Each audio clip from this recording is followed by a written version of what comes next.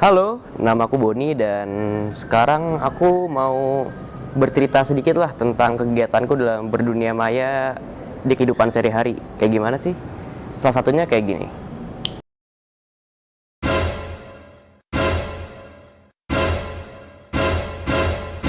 Ya, gitulah kira-kira reaksiku ketika ngeliatin medsos akhir-akhir ini, terutama Twitter. Orang-orang pada kayak gitu, kenapa sih? Nah, jadi gini, Bon. Mereka itu lagi mengekspresikan kebencian atau intoleransi mereka. Atau biasa ini disebut sebagai hate speech. Nah, hate speech ini didefinisikan sebagai suatu tindakan individu atau kelompok dalam bentuk provokasi, hasutan, ataupun hinaan kepada individu atau kelompok lain dalam berbagai aspek seperti etnis, ras, warna kulit, agama, kewarganegaraan, dan lain-lain. Jadi gimana? Kamu udah paham belum nih tentang hate speech? Tapi kalau hal kayak gitu tuh bisa dipidana dengan undang-undang yang mana sih? Nah, biasanya kan hate speech kan ada di internet. Nah, ada nih definisi kebijakan internet. Merupakan undang-undang dan peraturan yang khusus untuk infrastruktur internet dan penggunanya. Nah, kalau misalnya dilihat dari pengalamanmu tadi, kita itu punya kebijakan dan regulasi yang berhubungan dengan hate speech loh. Nih, coba aku kasih tahu ya. Yang pertama, ada pasal 28 ayat 2, di mana setiap orang dengan sengaja dan tanpa hak menyebarkan informasi yang ditujukan untuk menimbulkan rasa kebencian atau permusuhan individu dan atau kelompok masyarakat tertentu berdasarkan atas suku, agama, ras, dan anggota antar golongan atau sara. Yang kedua, ada pasal 45 ayat 2 Undang-Undang Nomor 11 tahun 2008 tentang ITE. Itu merupakan peraturan jika pelaku melakukan tindak ujar kebencian di internet. Lalu, kalau misalnya ujar kebencian pada suatu agama, kalian akan terkena pasal 165 KUHP. Lalu, untuk ujar kebencian kepada suku, kalian akan kena pasal 156 KUHP. Setelah itu, ujar kebencian antar golongan, kalian akan terkena pasal 157 KUHP. Lalu, untuk ujar kebencian berdasarkan ras dan etnis, pasal 16 Undang-Undang Nomor 40 Tahun 2008. Dan yang terakhir ada ujar kebencian berdasarkan berita bohong. Itu pasal 310 KUHP. Jadi gitu, Bon. Oh gitu, ya paham lah tentang hate speech. Tapi aku juga pernah nih punya pengalaman kayak gini.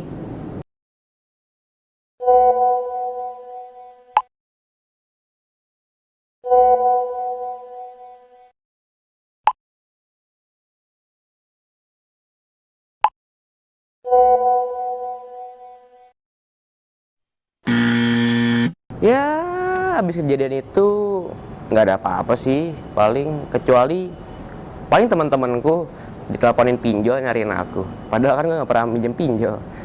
Terus, kira kamu tahu nggak sih kalau penipuan kayak gitu tuh masuknya ke ranah mana? Kalau kasusnya seperti itu bisa masuk di ranah privasi, Pon.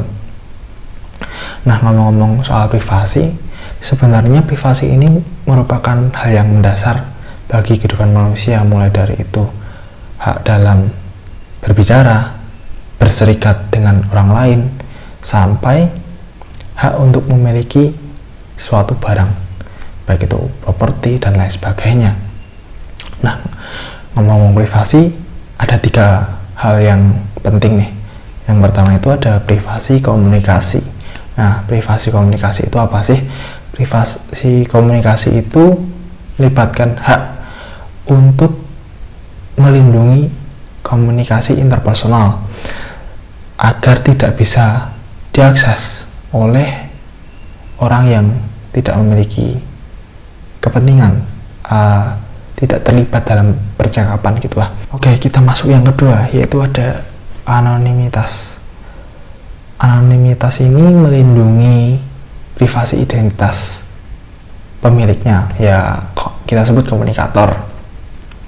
Nah, seiring zaman, internet itu menciptakan beberapa hal untuk meniadakan anonimitas, termasuk seperti ketika kita mengkoneksikan data pribadi kita, identitas pribadi kita kepada e-commerce, e-government. Lalu ada juga untuk mengidentifikasi orang-orang yang terlibat dalam tindak kriminal, terutama di internet. Oke, masuk yang ketiga ini ada privasi data. Oke, privasi data ini mengacu tentang informasi individu, baik itu data yang bersangkutan dengan keuangan, kesehatan, atau histori dalam kita menjelajah internet. Oh, berarti salahku ya, karena aku kurang aware sama data-data pribadi aku. Bahkan kayak struk belanjaan aja itu udah termasuk privasi ya, nggak boleh di-share ke orang lain, apalagi KTP. Tapi kalau privasi gitu bisa dipidana dengan undang-undang apa sih? Nah, kalau mengenai privasi, kita bisa dijerat pakai UU nomor 11 tahun 2008 tentang ITE. Nah, terutama di pasal 26. Coba aku bacain ya, soalnya aku juga nggak hafal. UU nomor 11 tahun 2008 tentang ITE pasal 26. Oke, ayat 1 sampai 5. Ayat 1. Kecuali ditentukan lain oleh peraturan perundang-undangan, penggunaan setiap informasi melalui media elektronik yang menyangkut data pribadi seseorang harus dilakukan atas persetujuan orang yang bersangkutan. Ayat 2. Setiap orang yang dilanggar haknya sebagaimana dimaksud pada ayat 1 dapat mengajukan gugatan atas kerugian yang ditimbulkan berdasarkan undang-undang ini. Ayat 3. Setiap penyelenggara sistem elektronik wajib menghapus informasi elektronik dan atau dokumen elektronik yang tidak relevan yang berada di bawah kendalinya atas permintaan orang yang bersangkutan berdasarkan penetapan pengadilan. Ayat 4. Setiap penyelenggara sistem elektronik wajib menyediakan mekanisme penghapusan informasi elektronik dan atau dokumen elektronik yang sudah tidak relevan sesuai dengan ketentuan peraturan perundang-undangan. Ayat 5. Ketentuan mengenai tata cara penghapusan informasi elektronik dan atau dokumen elektronik sebagaimana dimaksud pada ayat 3 dan ayat 4 diatur dalam peraturan pemerintahan.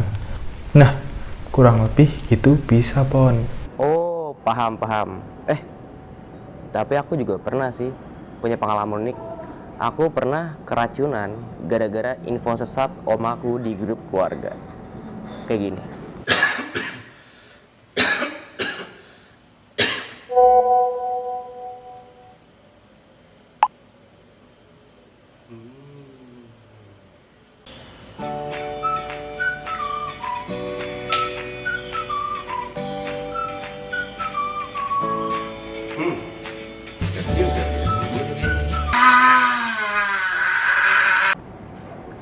Habis itu aku diare 3 hari 3 malam.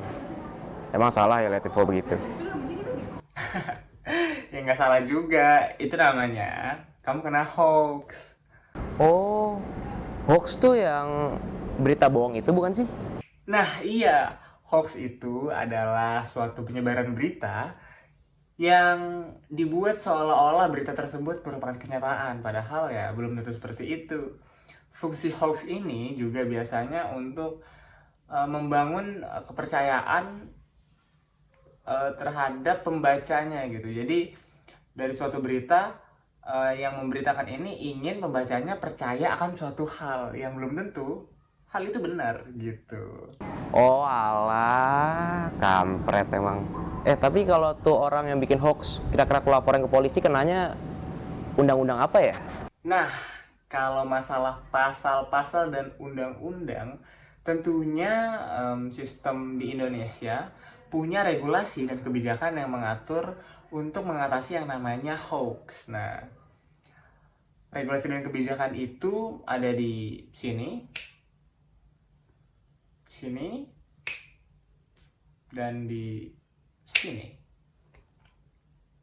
Nah, dari semua regulasi dan kebijakan tadi, itu bisa membangun suatu komunikasi khususnya di media digital atau media sosial yang tentunya lebih kondusif dan minim akan info hoax. Jadi lu bisa nih ngelaporin orang-orang yang ya menyebarkan hoax. Jadi buat orang-orang yang nyebarin hoax bisa kena pasal pidana. Seperti itu. Oke, jadi kalau bisa aku simpulin, adanya perkembangan teknologi, internet, termasuk media sosial dan teman-temannya itu membawa dampak positif dan negatif ya. Nah, aku juga jadi mengerti gitu kalau ternyata pemerintah udah bikin kebijakan atau regulasi yang emang tujuannya untuk mengoptimalkan dampak positif dari perkembangan tadi dan juga regulasi tersebut untuk membatasi atau sebagai solusi dari masalah yang timbul dari dampak negatif itu ya. Ya walaupun kisahku agak miris ya, agak apes, tapi nggak apa-apa lah ya. Jadi pengalaman tuh buat pembelajaran ke depannya lah. Nah, kebetulan karena udah ada pengalamanku, kalian nggak usah lah berpengalaman gitu kayak minum minyak kayu putih gitu, nggak usah. Itu cukup aku aja. Kalian ambil pelajarannya, jangan pengalamannya, oke? Ya gitu aja sih. Sekian cerita keluh kesah dan kegiatan sehari-hariku berdunia maya. Semoga kalian bisa mengambil pelajarannya ya. Ya, stay healthy, friend. Goodbye.